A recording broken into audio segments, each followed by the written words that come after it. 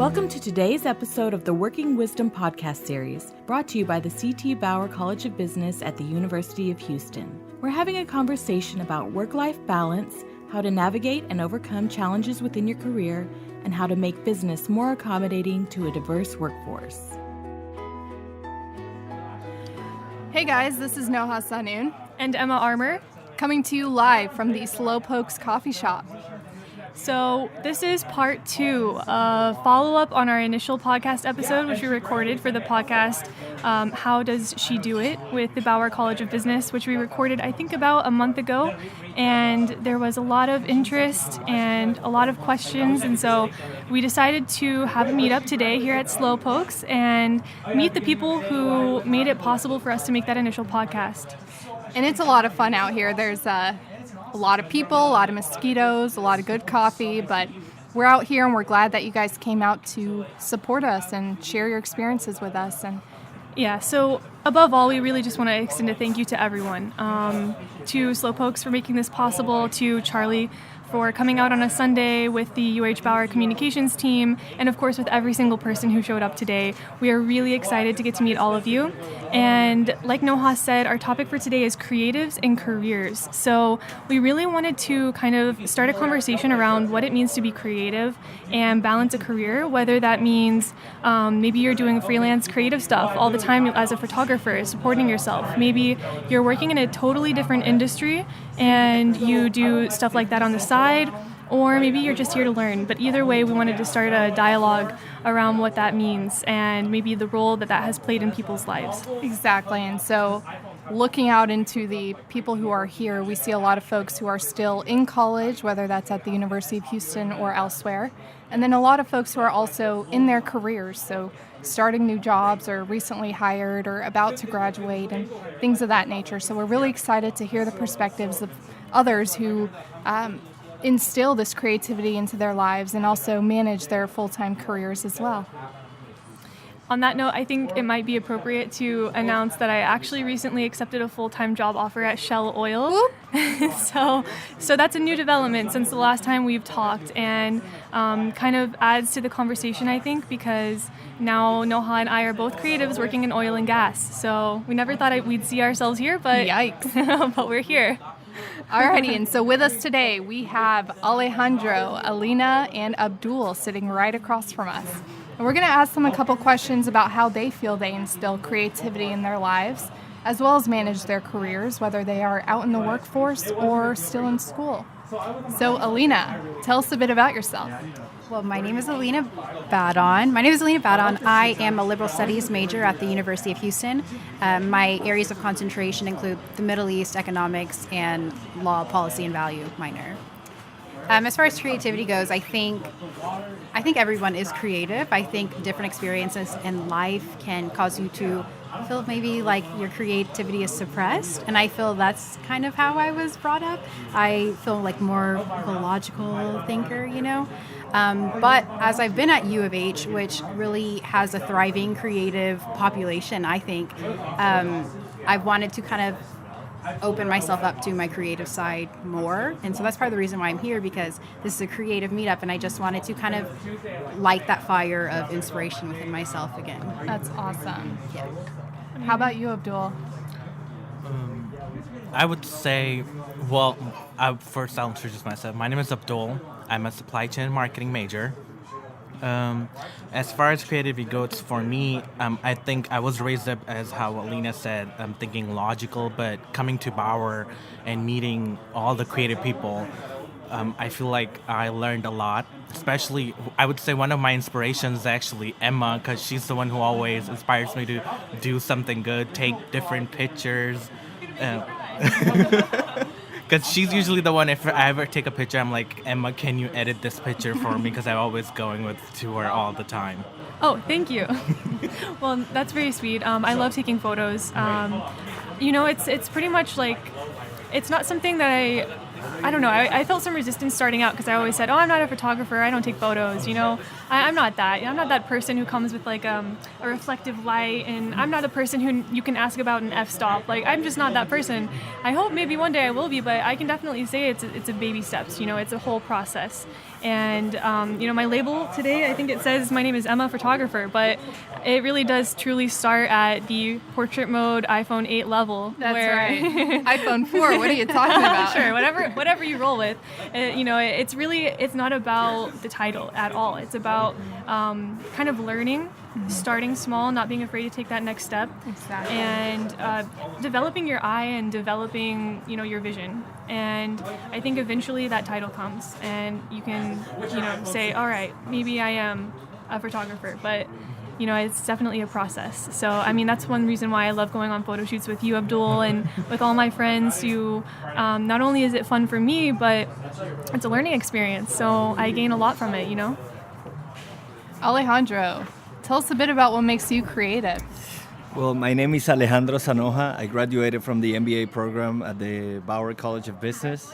Thank you. And I have a background, it's funny because I have a background in economics, and I came to Bauer because of the finance program. I was part of the Cougar Fund.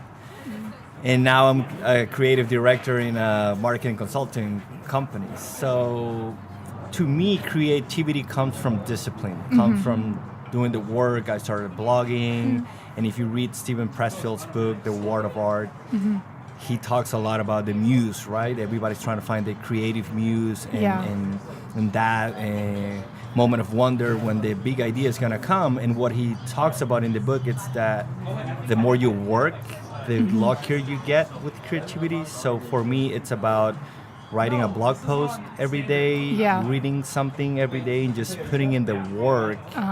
Because that allows me to increase the probability of coming up with that big idea. And my creativity is very data-driven because of my analytics and finance background. So I try to see what's working, and I am creative within those boundaries. That's incredible. Alejandro, I think that is so interesting because you say that you think one of the biggest, aspects of being creative is discipline.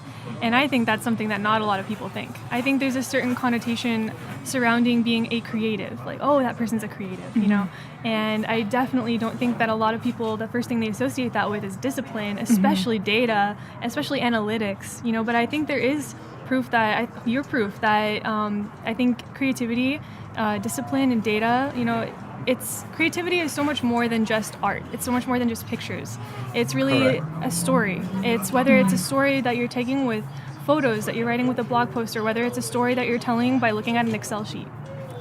Well, yeah, there's a lot of research behind it, right? The Malcolm Gladwell 10,000-hour rule, and just in every field, being a creative, it's basically being an entrepreneur for your art. So you just have to put in the work until you make it happen. Exactly. So I agree with that completely and relate to it on such a level. So I think in my case, so being a creative and then also being a corporate finance accounting professional and working out there in the real world, I often find myself at the crossroads of, what am I better at? And then having to deal with that and think of it in terms of I can be good at both, right? I can be better at both. I can still do all the data-driven analysis, all the work, all the, corporate finance, and then alongside that, work on my photography skills, kind of learn the mechanics behind it as well, without losing sight of both my career and my hobbies and my passions. So I think those are very wise words that you said. The discipline behind it is honestly what matters most, because what you care about is what you put the most time into. And so in order to be better at anything, you really have to be disciplined about it. Looks like Emma just turned on the Instagram Live. So now we're going to move the conversation over to Instagram. So are you guys active on social media? How do you guys use Instagram?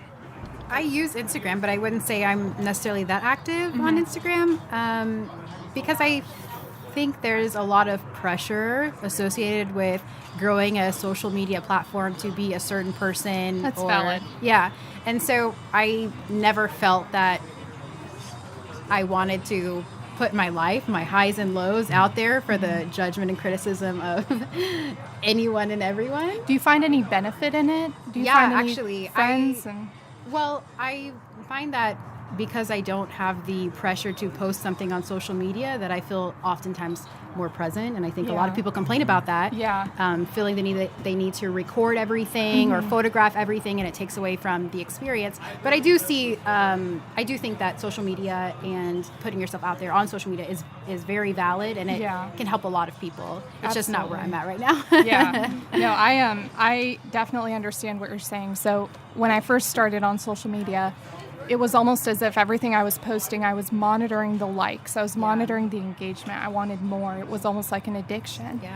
So when I gave my first account away, I gave it to a charity here in Houston that focuses on refugee services. My second account, I decided to start from zero. And from there, my goal was authenticity. Authenticity in the posts, in the way that I dressed and looked and acted, in the words that I wrote. And from there, just focusing on not so much growth, but more development of myself. How do I portray myself to the world? What am I giving to the world through these posts? And from what I found over the past year that I've had this account, is that it almost seems like people relate to me in ways that I didn't fully understand. So the successes and the failures of being a business student, the successes and failures of graduating and moving out and starting a new job, and things of that nature. So it's really interesting to see how Instagram is a photo sharing app. That is the purpose of it. But it's also a way for you to get to know new people, get to explore new places, and explore with friends that you never know that you could make. And so as I travel across to different cities, as I even here in Houston, go to different coffee shops and thrift stores and antique shops and things of that nature, I always find someone new. So actually, interestingly enough, this morning I was at the Warby Parker store. I have a tendency of putting my glasses on my head, which widens my frames immensely, and so they're always falling off of my face as a result. So I met this girl there who had actually left her corporate finance job and decided to become a creative. Decided to become a food blogger, and now also works at Warby Parker as well. So it was really interesting to meet her and to hear her story and see how she manages her life as well, because it's fully possible to, I think, in my eyes, be a corporate finance professional as well as maintain a creative strike in yourself. But for her, she decided to pick one side and run with it. But it was just really interesting to be able to meet her and, swap Instagram accounts, and now have a friend I can call across the city and meet up with day to day. One of the challenges with social media is finding the balance, right? You have those two extremes. One, somebody who's sharing everything about themselves, what am I eating, my self-face, and then somebody who's not sharing at all. And the problem is that when you not share, just like Noha was saying, if you don't share, you don't allow people to connect with you. And sometimes by you sharing that picture or that story or that struggle, you might empower somebody else to do something about it. So with Instagram, I started a couple of channels almost a year ago, and now we have close to 40,000 followers in about one year. And at the beginning, I struggled because I didn't want to post about me, but then I started receiving contacts, messages, hey, thank you for posting that, I needed that. So then you understand that if you're sharing about you, but with the mindset that it might help somebody else, then it's not ego-driven sharing. So, and again, the other thing, it's knowing that the more you share, the more you're going to allow people to connect with you, and knowing that it's a platform to connect with other people who are trying to do the same thing. So we have the account for our blog, and the other one, it's called Mindful Business, because it's about that, not doing business just to make money, do it in a mindful way to add value in as many ways as you can. That's great. Alejandra, thank you for that. So sorry to cut you off, but we're going to have to run to a break right now, and we'll be right back to How Does She Do It? Coming to you live from Slowpokes. Got an idea for a startup? Red Labs is the University of Houston's co-working space, startup accelerator, and technology entrepreneurship program. Supported by Bauer's Wolf Center for Entrepreneurship, we work with UH-affiliated founders to turn your technology startup ideas into high-growth ventures.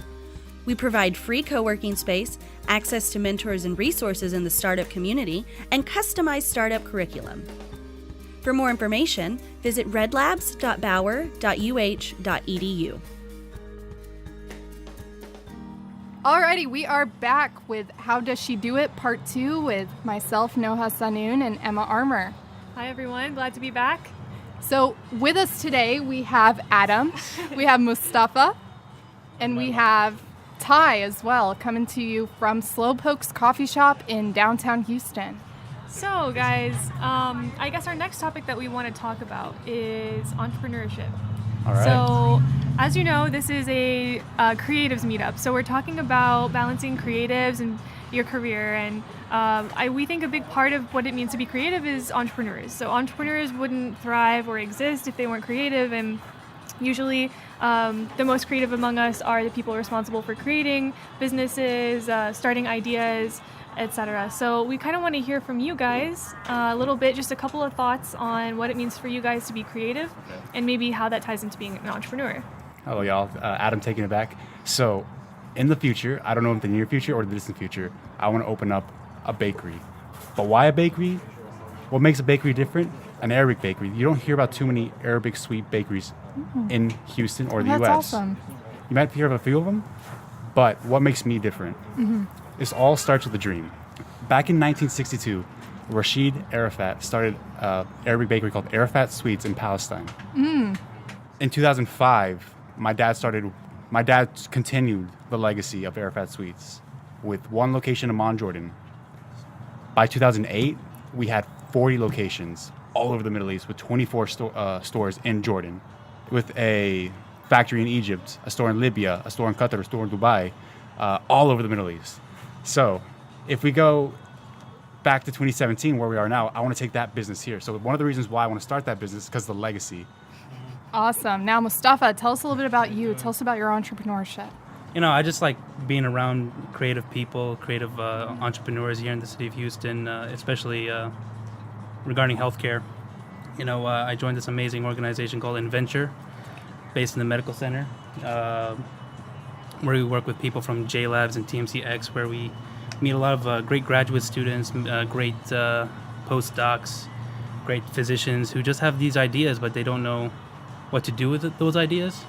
You know, a physician who just studied medicine doesn't know anything about computer science, but would like to connect with people that knows how to do develop apps and develop all that fun stuff, you know, for medical purposes. And I just want to promote that in the city of Houston. You know, everyone, when they think of startup companies, they think obviously the Valley, Silicon Valley, the Instagrams, the Instagrams, and now even Boston and Austin. You know, Austin not too far away from here, but for us here, Houstonians, to have the largest medical center in the world and not have the Silicon Valley of healthcare entrepreneurship, I feel like, you know, we should do our best to promote, you know, companies to come here to the medical center and work with the hospitals over here and be creative, you know, and the ideas don't necessarily even come from physicians or come from computer developers. They come from parents of children who, you know, have had bad experiences in the hospital or bad experiences. And what better place, right? Exactly, especially in the city of Houston. All right, Ty, and we'd like to hear from you, not necessarily about entrepreneurship, but maybe about creativity and how you balance that in your career. Hi, everyone. This is Ty Hong. Thanks for inviting me, Emma. So for me, what I really think is, even though that I'm not very entrepreneurial, I think that really creativity is something that can make anyone entrepreneurial. I am a huge foodie, and it's funny because actually 2 days ago I made a new foodie Instagram account. It is @TasteWithTy. Oh, I'll have to check that out. And my first post is of a ceviche, which is basically fermented fish. And it is Peruvian style, and it comes with little pieces of mango. And I think that just any kind of creative outlet. So for me, just being food, just because I like diving into different cultures and diving into different ethnicities and really feeling like their food and kind of how things are made and understanding it. I think that is my own creative outlet, and that's kind of what makes me just a little bit unique, because everybody has something special about them. You kind of just have to find your own little passion or your own little hobby, something that makes you have fun with life. You know, you started that whole conversation by saying, you know, there's nothing entrepreneurial about me. But I think it's worth underscoring that entrepreneurialism is really just having an idea, doing something, and being creative. And I like that word, entrepreneurialism. Yeah, try getting that one in the spelling bee. Entrepreneurship. Yeah, no, I like it. But I do think that creatives, we all have some sort of that within us, and otherwise, we wouldn't get much done. So that's why we're all here. Yeah. And so I think we're going to have to cut this one off. We really appreciate everybody coming out here to Slowpokes and supporting our podcast with the Bauer College of Business. How Does She Do It? Part 2. Hope you guys enjoyed it. And as always, feel free to reach out to us over Facebook, Instagram, LinkedIn, Twitter. So thanks again. This is Noha Sahnoune. And Emma Armour. Thank you guys for letting us spend some time with you, and we'll check in with you soon. Thank you for listening to today's episode of the Working Wisdom podcast series from the CT Bauer College of Business, brought to you by the Working Families Initiative. The initiative aims to provide support and access for women in business school and the workforce, and to generate research that organizations can use to implement policies and standards to benefit a diverse workforce. For more information about Bauer College and this podcast series, visit www.bauer.uh.edu/podcasts.